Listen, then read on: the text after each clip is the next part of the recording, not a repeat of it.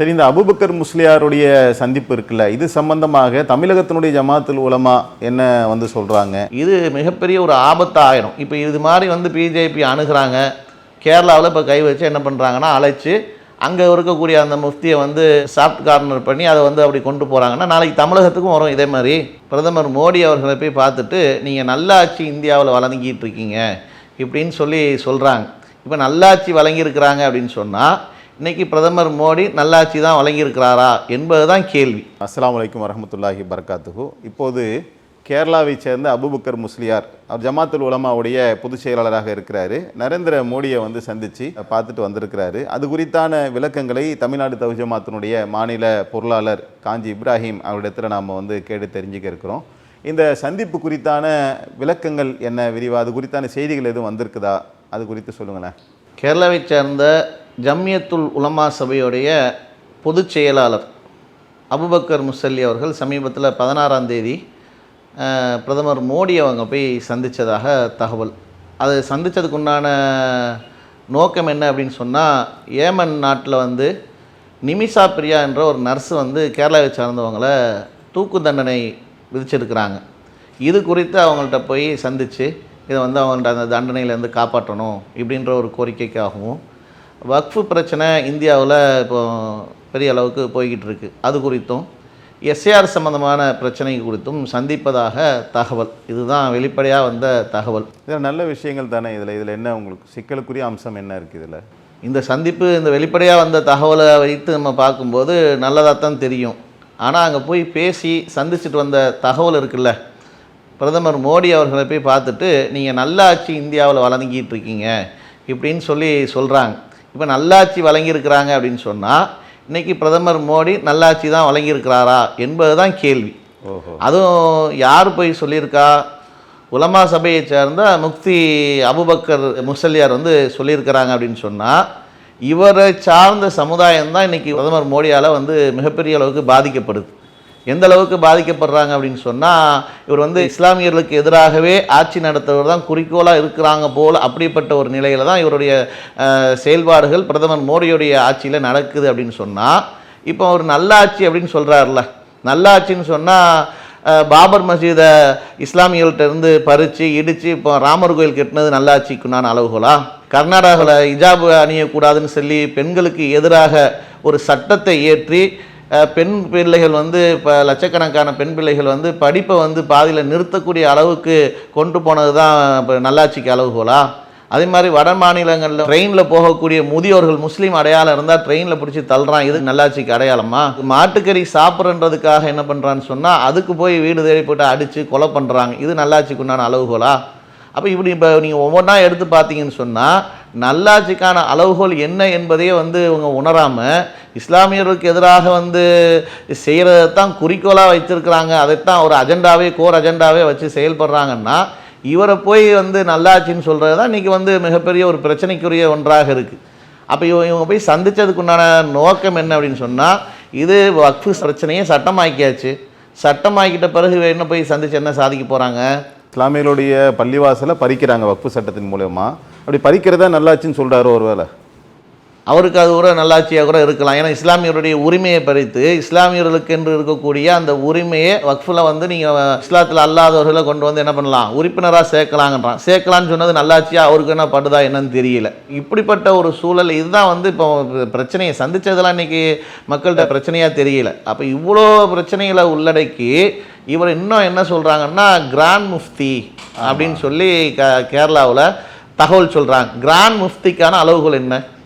Grand முஃப்தின்னா அநியாயக்கார அரசனுக்கு எதிராக போய் குரல் கொடுக்க, நேரில் போய் சந்திச்சிங்கல்ல, சந்திச்சா உங்களுடைய ஆட்சியில் இஸ்லாமியர்களுக்கு எதிராக மிகப்பெரிய அநியாயம் நடந்துருக்குன்னு நேருக்கு நேராக போய் சொல்லியிருக்கணும். நேருக்கு நேராக போய் உங்கள் ஆட்சியில் இஸ்லாமியர்களுக்கு எதிரான தவறுகள் நடந்துக்கிட்டு இருக்கு, ஒரு இஸ்லாமிய அடையாளம் இருந்தால் ட்ரெயினில் பிடிச்சி தள்ளுறான், ஒரு இஸ்லாமியனாக ஒருத்தன் போனால் ஜெய் ஸ்ரீராம் என்று சொல்லுன்னு அடித்து கொலை பண்ணுறான், இதெல்லாம் உங்களுடைய ஆட்சியில் நடக்குது, இதெல்லாம் நடக்காமல் நீங்கள் பாதுகாத்தால் நீங்கள் ஒரு சிறந்த ஆட்சியாளராக வருவீங்க, இது உங்களுடைய கடமைன்னு போய் சொல்லியிருக்கணுமா இல்லையா? இதுதான் ஒரு கிராண்ட் முஃப்திக்கான ஒரு அளவுகோலாக இருந்திருக்கணும். அங்கே போய் கூனி குருவி இவ்வளோ அநியாயங்கள் நாட்டில் நடந்துக்கிட்டு இருக்கிற நேரத்தில் இன்றைக்கி சிறுபான்மை மக்கள் வந்து ஒரு பாதுகாப்போடு வாழ முடியல. சமீபத்தில் வந்து கிறிஸ்மஸ் வரக்கூடிய சமயத்தில் பார்த்தீங்கன்னா வெளிநாட்டிலேருந்து வந்த கிறிஸ்தவர்களை எல்லாம் சூழ்ந்து கொண்டு அடித்து ஓட விடுறாங்க. ஒரு பாதிரியாரை வந்து மாட்டு சாணி எடுத்து வாயில் வச்சு என்ன பண்ணுறாங்கன்னு சொன்னால் அதை அநியாயம் பண்ணுறாங்க. கிறிஸ்மஸ் சம்மந்தமான ஒரு பொருளை ரோட்டு வியாபாரிகள் விற்கிறாங்க, அதை பிடிச்சி என்ன பண்ணுறாங்கன்னு அடித்து உடைக்கிறாங்க. இதையெல்லாம் வேடிக்கை பார்த்து கொண்டு மௌனியாக இருந்து இது குறித்து ஒரு கண்டன அறிக்கை இல்லாமல் அவ்வளோ ஒரு அதிகாரத்தில் இருக்கக்கூடியவர்கள் இப்படிலாம் என்னுடைய ஆட்சியில் நடக்கக்கூடாது என்று ஒரு கண்டிக்க கூட செஞ்சுருக்கலாம்ல. இதையெல்லாம் வேடிக்கை பார்த்துக்கிட்டு இருக்கிறவரை பார்த்து தான் இவர் நல்லாட்சின்றார். எந்த அளவுக்குள்ள நல்லாட்சின்னு சொல்லியிருக்கிறான்றத நம்ம புரிந்து கொள்ள முடியல. ஆனால் ஒன்றே ஒன்று என்ன அப்படின்னு சொன்னால், இன்றைக்கி இப்படி போய் பிஜேபியில் ஐக்கியமாகிறது, இன்றைக்கி வந்து பிரதமர் மோடியை புகழ்கிறது எல்லாத்துக்குமே இன்றைக்கி ஒவ்வொருத்தருக்கும் ஒரு பின்னணிகள் இருக்குது, காரணங்கள் இருக்குது. ஒவ்வொருத்தருக்குமே இன்றைக்கி வந்து நீங்கள் பிஜேபி சார்ந்து இருக்கக்கூடியவர்களை நீங்கள் எடுத்து பார்த்தீங்கன்னா நீங்கள் பிஜேபி கட்சியில் யார் இருக்கா?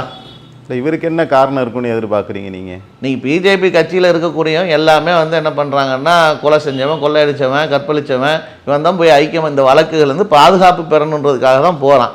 அதே மாதிரி நீங்கள் தமிழகத்தை நீங்கள் எடுத்துக்கிட்டால் தமிழகத்தில் வேலூர் இப்ராஹிம் ஒருத்தர் சுற்றிட்டு திரிகிறாரு. அவர் வந்து ஆரம்பத்தில் இஸ்லாத்தை எடுத்து சொன்னார். பஸ்லையும் ட்ரெயின்லையும் தெருவுலையும் நின்று இஸ்லாத்தை எடுத்து சொல்லி இதே பிஜேபிக்கு எதிராக தான் களத்தில் நின்றார்.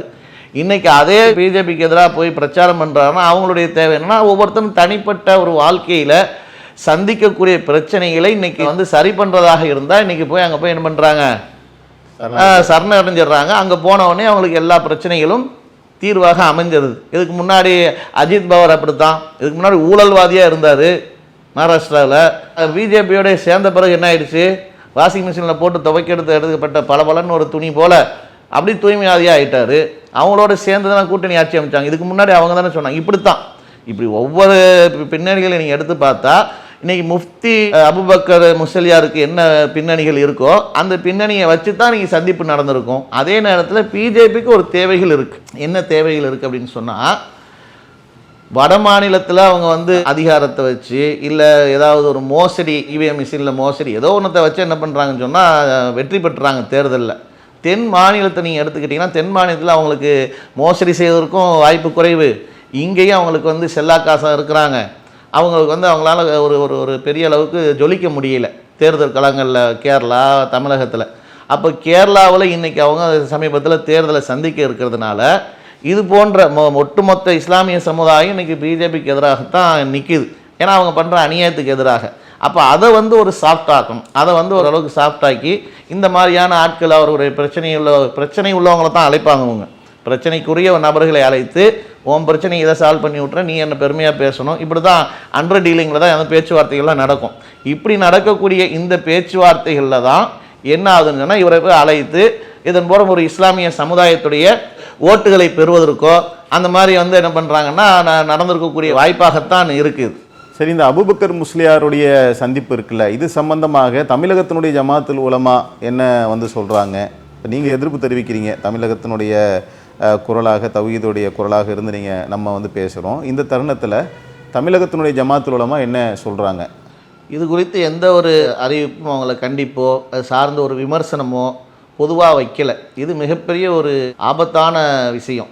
இந்த மாதிரியான ஒரு போக்கு என்பது மோடியை சந்தித்து அவர் குறித்து ஒரு நல்லாட்சின்ட்டு வழங்குறாங்கன்னு சொன்னால் இதில் வந்து அவங்க சார்ந்து இப்போ தமிழகத்தில் எப்படி இவங்க உலமா சபை அதில் வந்து தலைவர்கள் பொதுச் செயலாளர் இருக்கிறாங்களோ அதே மாதிரி அதுலேயும் முக்கியமாக இருக்கிறாங்கன்னா தமிழகத்தில் இவங்க இது குறித்து கண்டிப்பாக கண்டனத்தை தெரிவிச்சிருக்கணும். தெரிவித்து இது வந்து தமிழக உலமா சபையின் சார்பாக இங்கே கேரளா உலமா சபையில் இருக்கக்கூடிய பொதுச் செயலாளருக்கு கண்டனத்தை தெரிவிச்சுக்கிறோம்.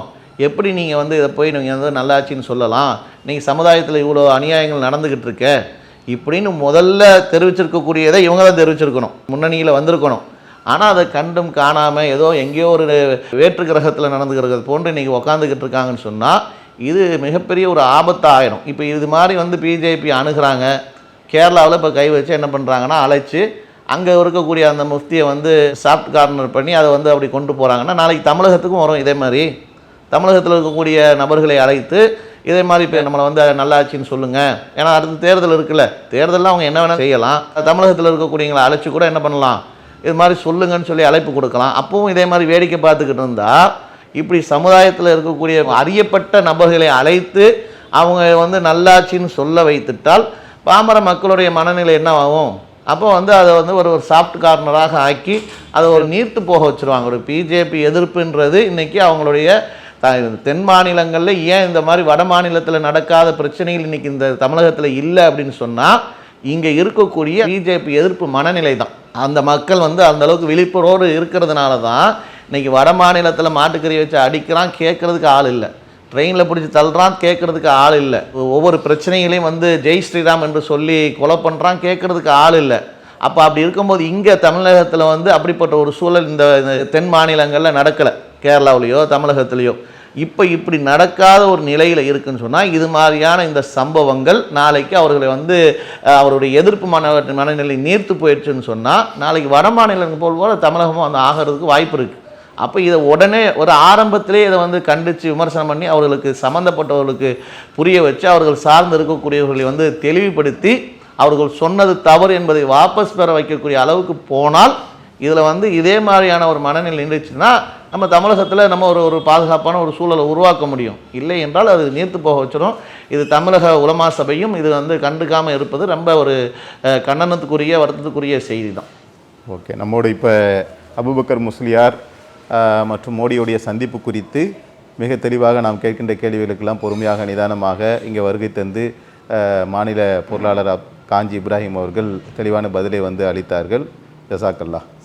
அஸ்ஸலாமு அலைக்கும். அல்லாஹு அக்பர், அல்லாஹு